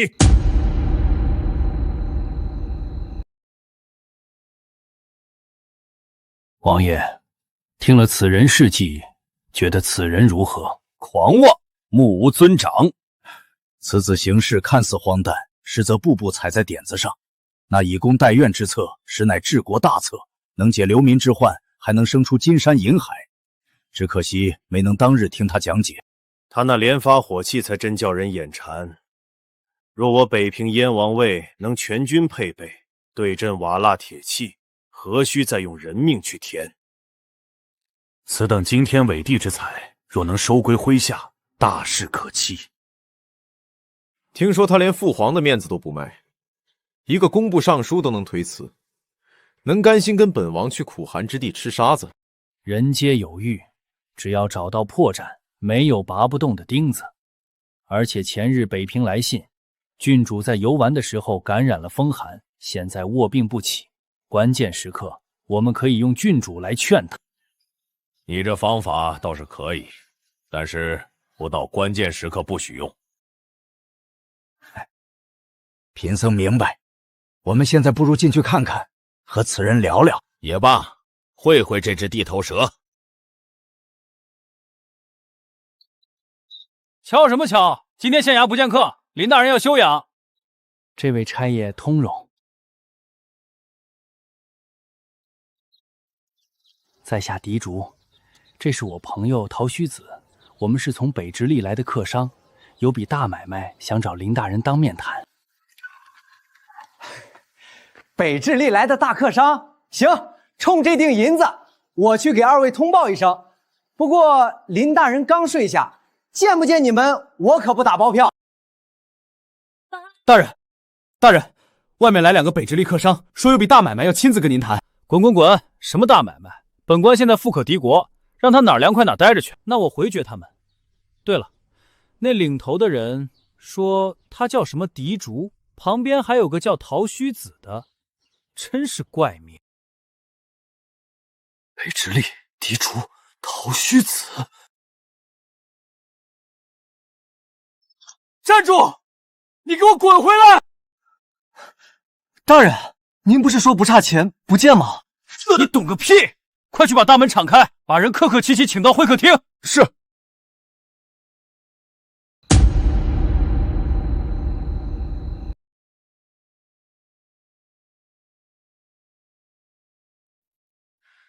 二位久等，北直隶大老远赶来，辛苦。林大人百忙之中播种相见，狄某荣幸。这俩人看着不简单啊。原以为是个老成持重之辈，竟比高炽大不了几岁。此等惊天伟地之才，若是弄回北平，大事必成。狄老板大买卖，看中我凤阳什么了？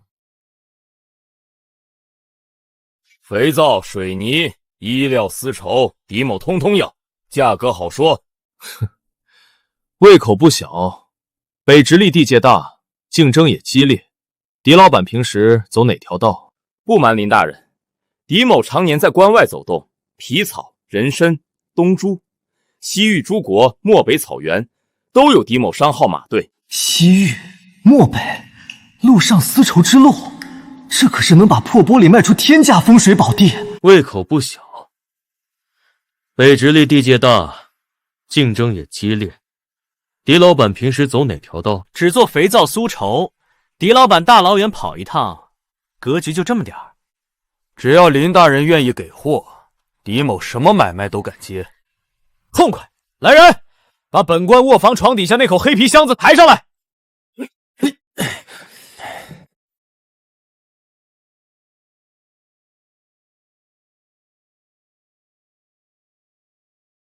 全都是琉璃。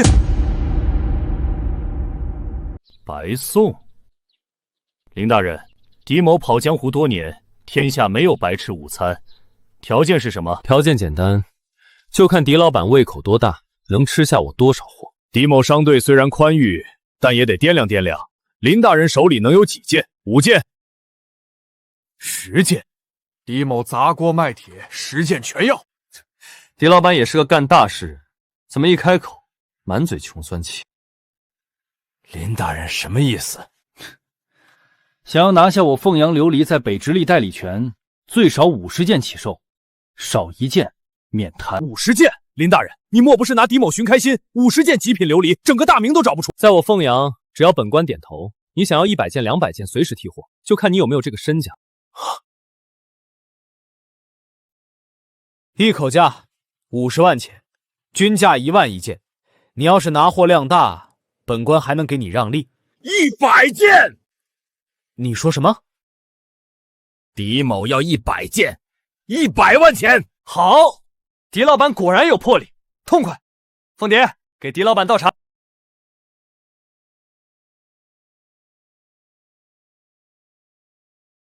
这是江左陆家的生意，料子不错，染色也正。不过这等丝绸算不上什么稀罕物。确实，此物虽好，却无奇货可居之势。那如果我这丝绸价格比市面上最便宜苏杭货还要低1半呢？林大人说什么？低1半？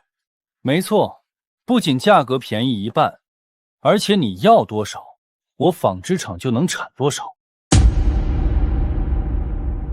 琉璃丝绸，来时路上见的水泥地路面，全出自此人之手。这等通天大财，若能弄回北平，辅佐本王，大事何止添3分胜算，必须把它砸下。老朱真是个福星，他前脚让我清空库房，后脚就送来这头北地大肥羊，库存清空不说，还能大赚一笔。狄老板，买卖谈妥，天色不早，本官做东。后院备了些宝酒，赏脸吃顿便饭。这小子心气极高，力又走不通，只能结交，用情拿下。林大人赏脸，狄某求之不得，能与大人这等奇人同桌共饮，是狄某福分。林大人这凤阳地界，竟有如此地道北地吃食。狄老板常年在塞外奔波，吃不惯南方精细物，本官特意交代后厨烤制，尝尝。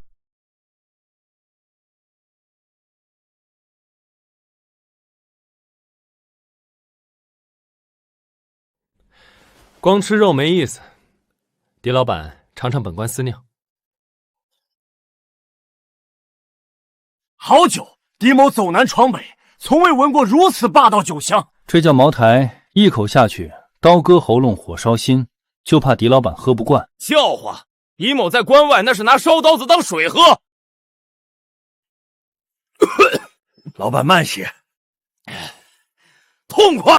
林老弟，你这人对我脾气，以后在北平遇上麻烦，报我狄某名字。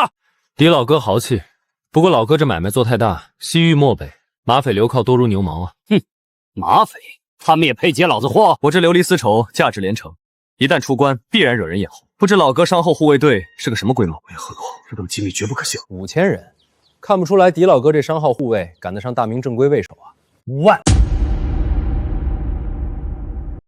哈哈哈哈！5万！这老哥真喝高了，你个商队养5万人，当朝廷锦衣卫瞎呀？老子没吹牛，不瞒老弟，达子见了我的人都得绕道。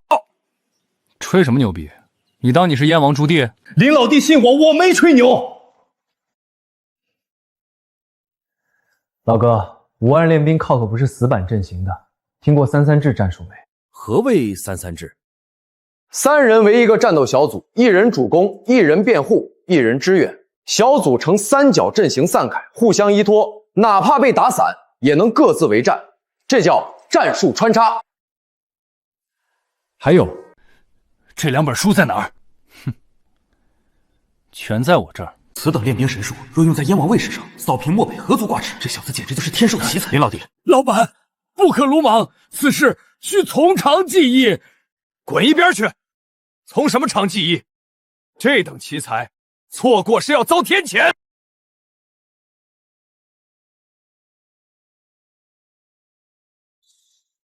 关二爷在上，皇天后土为证。今日我与林芳结为异姓兄弟，有福同享，有难同当。这北地蛮子手劲真离谱。罢了，结交个大商也是条财路。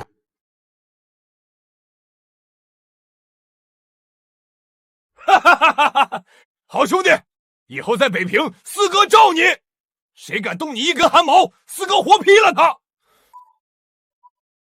四哥，你是朱棣。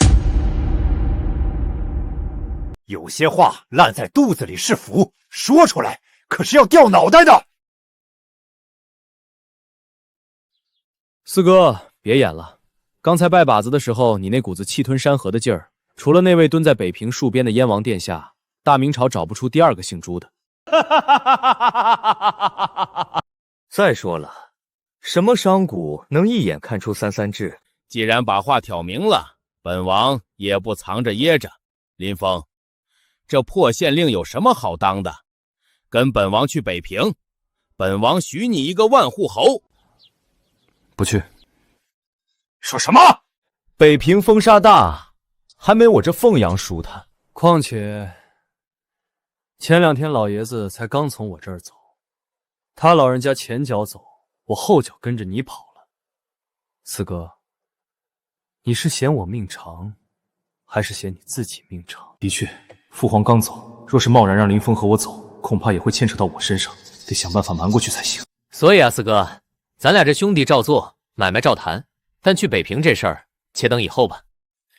行，本王等得起。陶须子，走。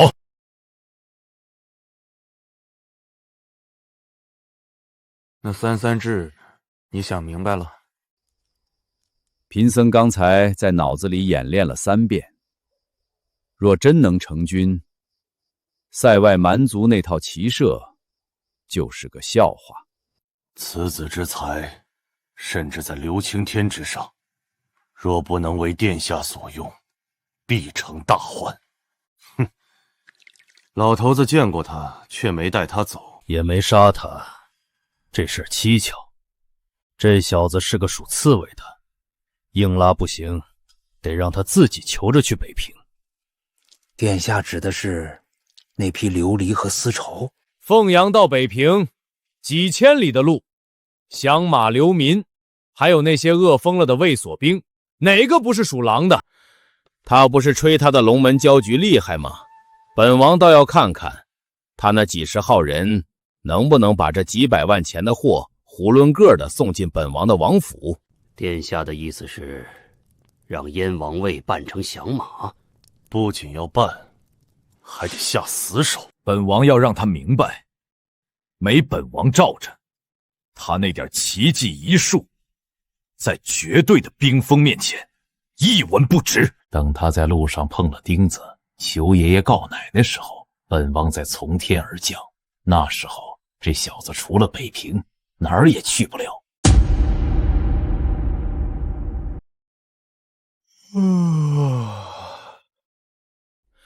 林老弟，昨晚说的事儿，本王可是认真的。北平那边催得紧，这批琉璃和丝绸，咱打算今儿就启程。行啊，四哥，钱货两清，你拉走便是。拉走容易，护住难呐。实不相瞒，咱这一路上过来，听闻不少响马盯上了凤阳的肥肉。咱手下这些家丁，虽然马背上能耍2下，但护着这么多金贵玩意儿。林老弟，你那龙门镖局真能行？在凤阳地界，挂我龙门镖局的旗子，阎王爷见了都得绕道。哼，凤阳是你林大人的天下，出了凤阳呢？过了长江，那可是流民漫天，卫所兵穷得跟鬼一样。你那几十号镖师，拿几根火药筒子，真能镇得住那些饿疯了的狼？依我看，这趟买卖悬。悬个屁！我龙门镖局走南闯北，靠的是硬实力。林老弟，你毕竟是个文官，躲在县衙里指挥还行，真到了荒郊野岭，听见马蹄声，估计腿都软了。这保命的本事，还是得靠咱们这种拿命换钱的粗人。朱老四，你瞧不起谁呢？老子亲自带队，我亲自把货给你送到北平王府大门口。老弟，别冲动，刀剑无眼，万一有个闪失，咱可赔不起一个县令。少废话，3天后准时发车，到时候让你见识见识，什么叫特种镖行。好，那我就先回北平打点，在燕王府备好美酒，等老弟大驾。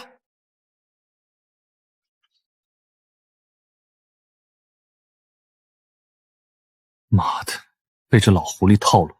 北平那地方除了沙子就是风，我去凑什么热闹？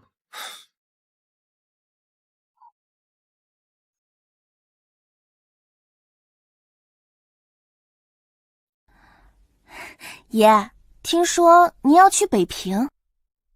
听说北平的胭脂水粉最有劲道，爷带上奴家好不好？带上，真拿你们没办法。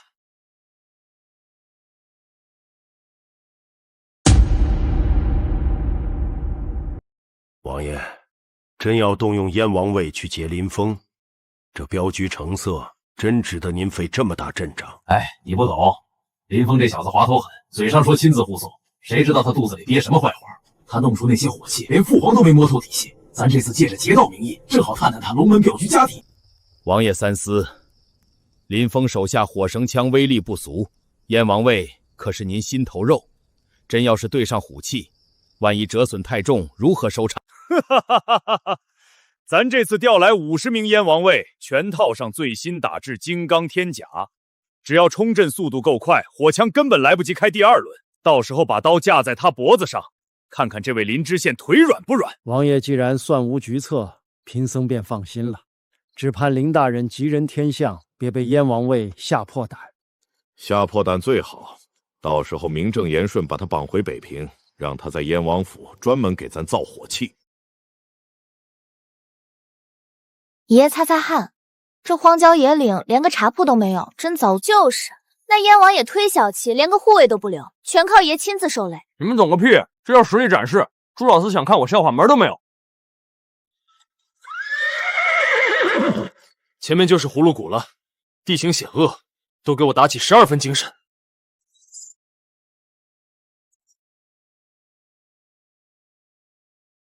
爷，有情况！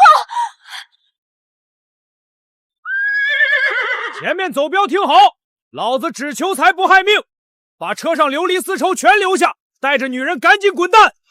敢说半个不字，爷爷手里大刀可不认人。对路朋友，知道车上插是什么旗吗？龙门镖局。我管你是求财还是求命，今天敢动我林峰货，全留在这儿当化肥！哈哈哈哈哈！黄口小儿大言不惭，就凭你们手里那些烧火棍，弟兄们，让他们见识见识什么叫铁骑冲锋！杀！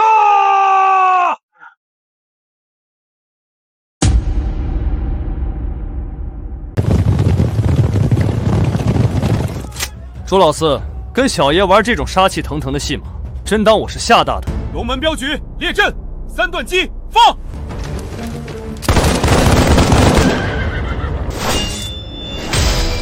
林峰，早跟你说了，你这烧火棍对付寻常毛贼还行，对上咱大明的百炼钢就是个笑话。弟兄们，撵过去！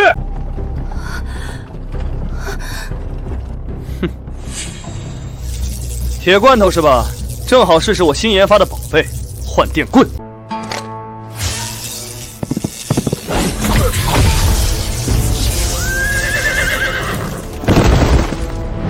那是什么邪术？这小子到底还有多少压箱底的宝贝？这电棍竟能隔甲伤人！撤，后退30步，弓箭手准备。朱大哥，非得在这儿跟我分个高下是吧？那我就陪你玩大点儿。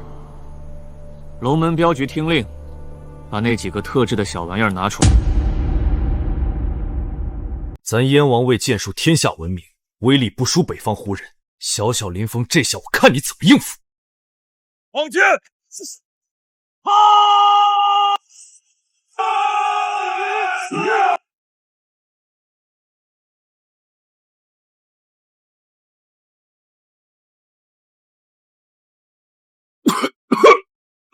这是什么妖法？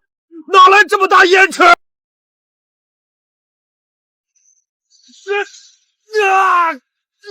老子的眼睛！哎呀！人呢？青天白日还能遁地不成？大当家的，不好了！咱们布置在后方的弓箭手全被解决掉了。你放屁！他们才几个人，怎么摸到后面去的？你放屁！他们满打满算30个人，还护着几辆大车，能绕过前面的重骑兵摸到后方去？大当家，真没骗你，弟兄们连敌影子都没瞧见，稀里糊涂全躺上了。谁？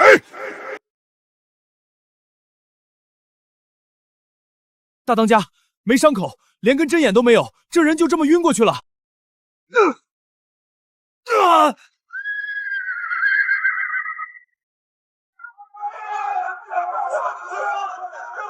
鬼！有鬼啊！看不见的东西在打我们，别过来，退后！乱什么？都给老子稳住阵脚！背靠山岩结阵，全围拢过来！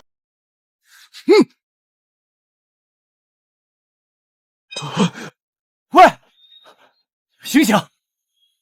隐形剑矢？不对，要是剑矢，不可能连个红印子都没有。这到底是什么邪术？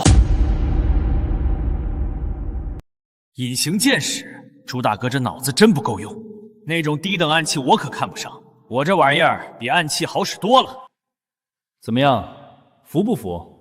现在让兄弟们把刀扔了，蹲下抱头，我心情好，说不定让你们少吃点苦头。要老子投降，下辈子吧！这点装神弄鬼的伎俩，真当老子破不了？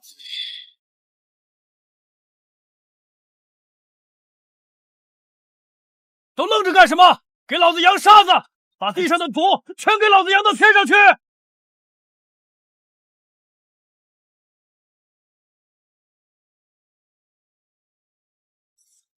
在那儿，抓到你们的尾巴了！给老子砍碎他们！哎，给脸不要脸！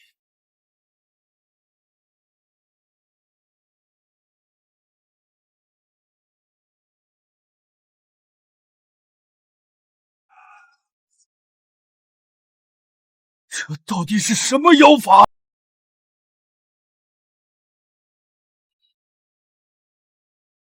朱大哥，剩你一个了，真不投降，我可要下黑手了啊！放马过来！老子打了一辈子仗，还能怕你个黄毛小子？去！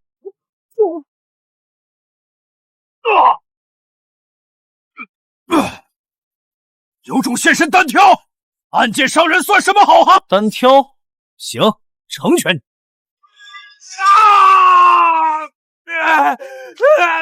你大爷的林峰，你下死手啊！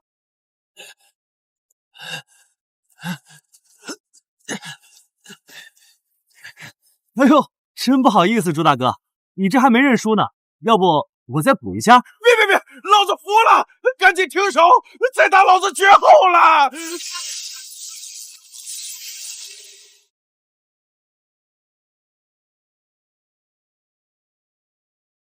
这是隐身衣！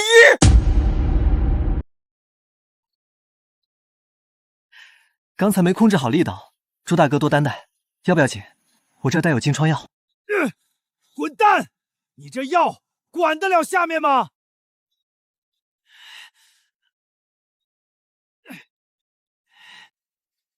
你小子早就认出我了，对吧？认出我了，还专门往那种地方招呼，你心到底有多黑？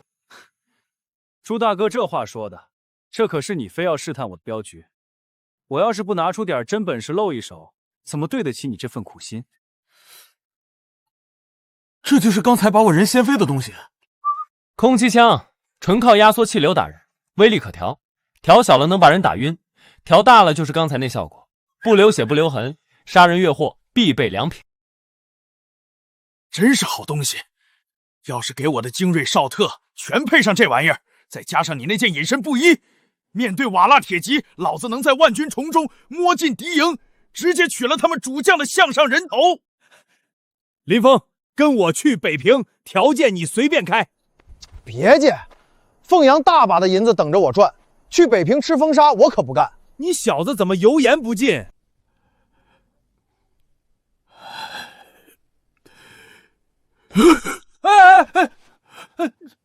干嘛呢？这是折寿啊！兄弟，哥哥也是没办法了。这次请你去北平，不光是为了这火器。我前几日收到信，说轩儿在北平游玩的时候病了，整日念叨着你的名字。你要是不去，他怕是撑不过这个冬天了。小丫头病了，什么症状？老朱没派御医看。看了，全查不出毛病。轩儿天天拿着你送的琉璃发呆，你就当去救人行不行？大人，郡主那么可爱，您就去看看吧。是呀，大人，听说北平的羊肉锅子可好吃了，咱们去转转嘛。行了行了，去还不行吗？唉，说好了，我只负责看病送货，不管别的闲事。好兄弟，哥哥保证把你供起来，咱们即刻启程。